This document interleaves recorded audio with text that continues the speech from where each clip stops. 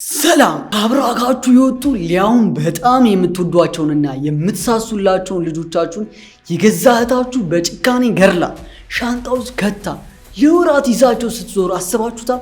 አያድርስ ነው። ጁላይ 28 2021 ዓ.ም ሜሪላንድ አሜሪካ ከሌሊቱ 5 ሰዓት ላይ አንድ የትራፊክ ፖሊስ አንዲት መኪና ከሚፈቀደው ፍጥነት በላይ ስትበራ አያት። በሰዓት 35 ማይል መንዳት በሚፈቀድበት መንገድ ላይ በ60 እና በ70 ስፒድ እየበረረች ነበር። ፖሊሱ ሳይረኑን አበራ። መኪናዋ ቀስ ብላ ዳር ያዘች።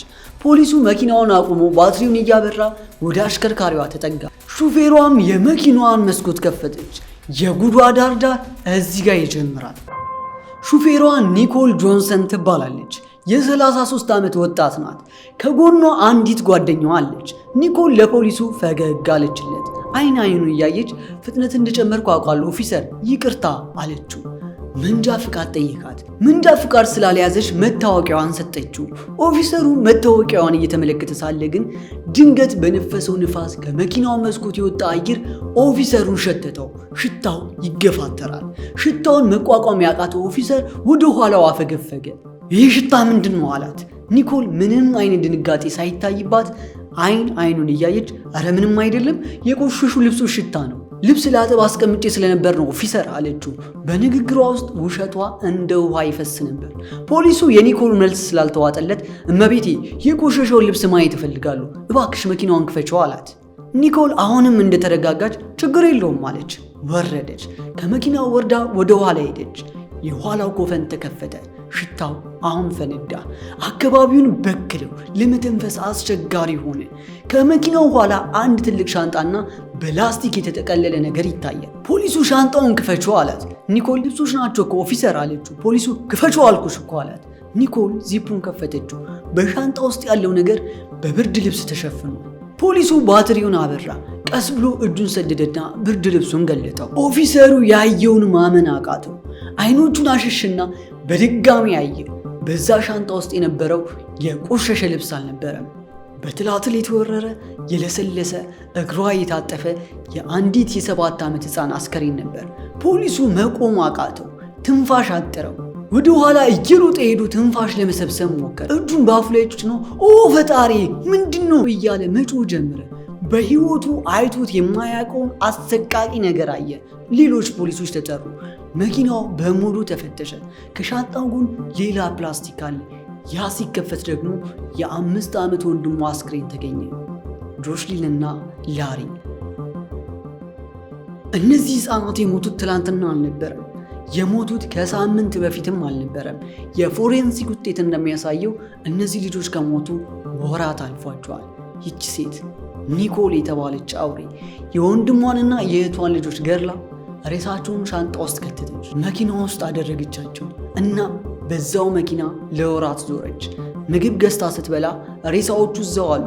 ጓደኞቿን ጭና ስትዝናና ሬሳዎቹ እዛው አሉ። ማታ ሆቴል አርፋ ስትተኛ እነሱ መኪናዋ ውስጥ እየበሰበሱ አብረዋት ያድራሉ። የእነዚህ ልጆች እናት ዳሼል ትባላለች። ከ2 ዓመት በፊት ዳሼል ኦሃዮ ወደምትባል ሌላ ግዛት ስትቀየር ልጆቹን ይዛ መሄድ አልቻለችም ነበር እና ምን አደረገች? እህቷን አመነቻት። ኒኮል እስክረጋጋ ድረስ እባክሽ ልጆቼን ጠብቂልኝ አለቻት። ምንም ችግር የለም እህቴ፣ እንደ አይኔ ብሌን አያቸዋለሁ አለች ኒኮል። ውሸት። ኒኮል ልጆቹን ተቀበለች፣ ግን ያደረገችው መጠበቅ ሳይሆን ማሰቃየት ነበር። መጀመሪያ የ7 ዓመቷ ጆሽሊን ላይ ተነሳች። በምርመራ ወቅት እንደተናገረችው አንድ ቀን በንዴት ጆሽሊንን መታቻት።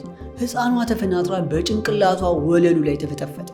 ሕፃኗ ስትወድቅ አክስትየዋ ዝም ብላ አየቻት። ከዚያም ልክ እንደ ቆሻሻ ዕቃ አጣጠፈቻትና ሻንጣ ውስጥ ተከተተቻት። ቀጥሎ ተራው የ5 ዓመቱ ላሪ ነበር። ላሪ እህቱ የት እንደገባች አያውቅም። እሱንም ማሰቃየት ቀጠለች። ምግብ ከለከለችው። ይህ የ5 ዓመት እንቡጥ ሰውነቱ እየጠወለገ አጥንቱ እየወጣ ሲሄድ ኒኮል ትመለከተው ነበር። አንድ ቀን ላሪ ሶፋው ላይ ተኛ። ደክሞኛል አላት እና ለዘላለም በዛው አሸለመ። ኒኮል እሱንም አነሳች። ከእህቱ ጎን ፕላስቲክ ውስጥ ጠቀለለችው። እናቴ ትመጣለች ብሎ ይጠብቁ የነበሩት ሕፃናት በአክስታቸው እጅ አለቁ። እናታቸው ስትደውል ደህና ናቸው፣ እየተጫወቱ ነው፣ አሁን ተኝተዋል እያለች ለወራት ዋሸቻት። ፖሊስ ጣቢያ ውስጥ መርማሪዎቹ በእልህ ጠረጴዛውን እየቀጠቀጡ ይጠይቋት ነበር። ለምን ለወራት ሬሳ ይዘሽ ትዞሪያለሽ?